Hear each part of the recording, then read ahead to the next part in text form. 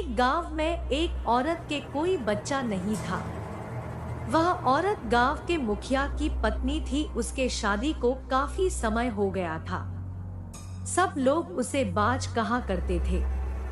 सारे गांव वाले उसका मुंह भी नहीं देखना कहते थे। कहते थे कि इसका मुंह देख लिया तो पूरा दिन बेकार चला जाएगा। पर मुखिया की पत्नी थी, इसलिए लोग थोड़ी बहुत बातचीत कर लिया करते थे। एक दिन गांव में एक फकीर बाबा भिक्षा मांगते हुए आए। वह बातों ही बातों में उसका हाथ देखने लग जाता है और कहता है, आपको बच्चा नहीं है ना। वह बोली, आपको कैसे पता चला? वह बोला, हम हस्तरेखा में निपुण है और हाथ देखकर यह बता सकते हैं कि क्या होने वाला है। वह बोली, अच्छा तो यह बताओ कि मेरे बच्चा कब होगा? तो उसने कहा, आपको भगवान ने बच्चा तो नहीं दिया, पर मैं एक रास्ता बताता हूँ। वह सुनो। अमावस्या की रात को किसी एक ऐसे लड़के की बलि पीपल के पेड़ के नीचे दो, जो अपने माँ बाप का इकलौता पुत्र हो, और उसके खून से अपने बाल धोना। फिर कहना, ए प्यासी आत्माओं, यह बलि मेरी तरफ से स्वीकार करो और मुझे एक पुत्र दे दो।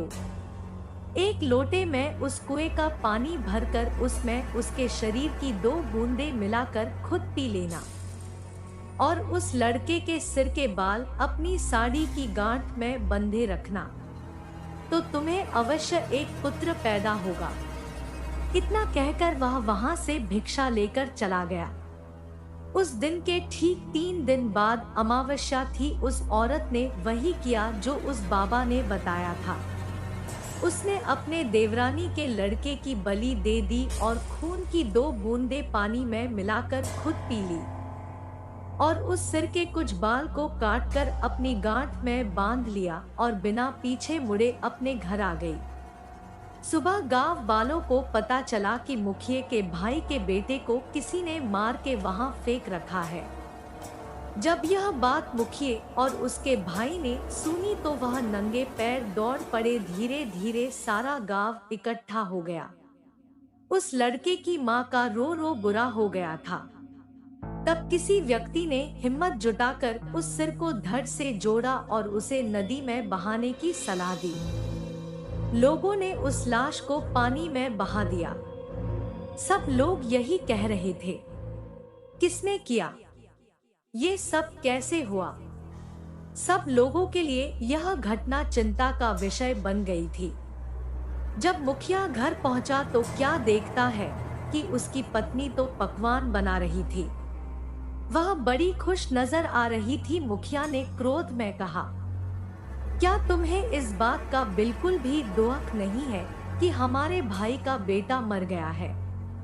उसने पहले ऐसी नजरों से देखा जैसे कि उसे मार ही डालेगी। फिर कहने लगी, लड़का उसका मरा है, मेरा नहीं। मैं क्यों शोक मनाऊं? और हंसने लगी और कहने लगी, तुम पागल हो। तुम्हें तो खुश होना चाहिए कि अब तुम्हारे भी एक पुत्र आने वाला है और यह जानकर और खुशी होगी कि वह इस जायदाद का अकेला वारिस होगा। उसकी हंसी देखकर मुखिया से रहा नहीं गया और उसे जान से मारने के लिए तलवार उठाने चला गया। वह अंदर तलवार ढूंढ रहा था पर तलवार नहीं मिली। जब पत्नी के बेड के पास पहुंचा तो क्या देखता है कि सारे कपड़े खून से लथपथ है और तलवार भी वही पड़ी है। उस पर खून लगा है। वह यह सब देखते ही समझ गया कि यह सब इसने पुत्र प्राप्ति के लिए बलि दी है। उसने उसे मारने का विचार बनाया कि अभी मैं इसको मार दूंगा तो सब लोग मुझे गलत समझेंगे, और वह वहां से चला गया। उस दिन से गांव में ऐसी ऐसी घटना होने लगी। किसी की भैंस मर गई, किसी ने उसे मार डाला और उसके शरीर के अंग इधर उधर फैले पड़े थे, जैसे कि किसी ने उसे नोच नोच कर खाया हो। तो किसी दिन किसी का कुत्ता, किसी का बछड़ा, तो किसी की बकरी मर गई और उसी तरीके से वह मर रही थी जिस तरीके भैंस को किसी ने मारा था। ऐसी घटना सारा गांव परेशान था। किसी को यह समझ नहीं आ रहा था कि आखिर हो क्या रहा है। एक दिन की बात है। मुखिया रात को अपने गेट के पास सोया हुआ था। आधी रात के समय उसे गेट खुलने की आवाज आई। वह जाग गया।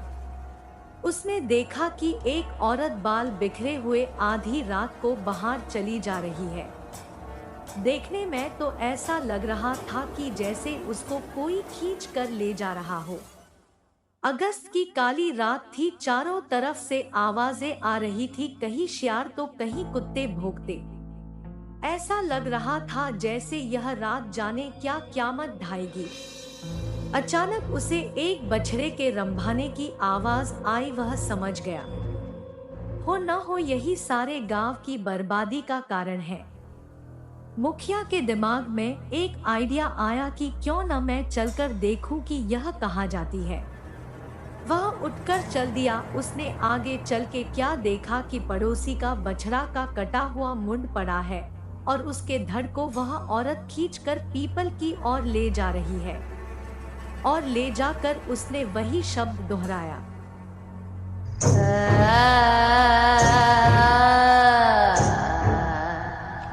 यह लो प्यासी आत्माओं, मैं तुम्हारे लिए भोजन लाई हूँ। मुखिया यह सब नीम के पेड़ से छुपकर देख रहा था। एकदम वह क्या देखता है कि चार काली छाया वहां प्रकट हुई। देखते ही देखते वह ऐसे भयानक शरीर में बदल गई कि उसे देखकर उसके शरीर के रोए खड़े हो गए। उनके ये बड़े बड़े दांत, लाल लाल आंखें, शरीर पूरा जला हुआ, बड़े बड़े नाखून, आंखें तो ऐसे चमक रही थी कि बार बार बदलने वाली लाइट जल रही हो। इतना भयानक दृश्य उसने अपनी जिंदगी में कभी नहीं देखा था। वह क्या देखता है कि वो चारों भूत और उसकी पत्नी उस लाश को खाने लगी, दोनों हाथों से लापालब, जैसे कि कोई भूखा व्यक्ति खाने पर टूट पड़ता है। यह सब देखकर मुखिया के पैरों के नीचे की जमीन खिसक गई कि उसकी पत्नी एक डायन है। जब उन्होंने सारे मांस को नोच नोच कर खा डाला, तब उसने एक भूतों की एक बात सुनी और कहा कि बस 3 दिन बाद फिर अमावस्या है और हमारी शक्ति उस दिन बढ़ जाएगी। तब हम तुम्हें पूरी शक्ति सौंप देंगे और तुम अपनी मर्जी से कुछ भी कर सकती हो। तुम गांव वालों को अपनी उंगली पर नाचा सकती हो। उसने यह सब सुनकर सारे गांव को चोरी चोरी जगा कर कहा, देखो मैं तुम्हें बताता हूँ कि तुम्हारी बर्बादी एक डायन की वजह से हुई है। और सबसे कहा कि अपनी अपनी लाठी उठाओ और चलो मेरे साथ। आज उस डायन का अंत हम सब मिलकर करेंगे। और सब भागते हुए उस पीपल की ओर चल दिए। सारे गांव को अपनी तरफ आते देख सारे भूत तो गायब हो गए, पर वह डायन खड़ी रह गई। मुखिया की पत्नी को इस हालत में देखकर सारे गांव वालों के तो होश उड़ गए। मुखिया ने कहा, खड़े क्यों रह गए? यह तुम्हारी मालकिन नहीं, डायन है, डायन। और यह बोलते हुए सब उसे लाठियों से मारने लगे। वह अपनी जान बचाकर भागी और भागते हुए उस कुएं में जा गिरी।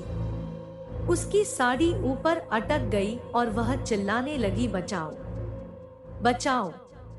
सारे गांव ने कहा, इसे सजा अपने आप मिलेगी, लटकी रहने दो इसे। वह चिल्लाती रही। सारे लोग उसका यह तमाशा देख रहे थे। वह चीखती रही, चिल्लाती रही, मुझे ऊपर निकालो, मुझे पानी पिलाओ, पर किसी ने उसकी सहायता नहीं की। पर वो बार बार यही बोलती रही कि मैं तुम सब गांव वालों को बर्बाद कर दूंगी। एक एक को मैंने पानी के लिए नहीं तरसाया तो मेरा नाम भी काली डायन नहीं, यही नाम दिया है। तुमने मुझे, मैं तुम्हें छोड़ूंगी नहीं।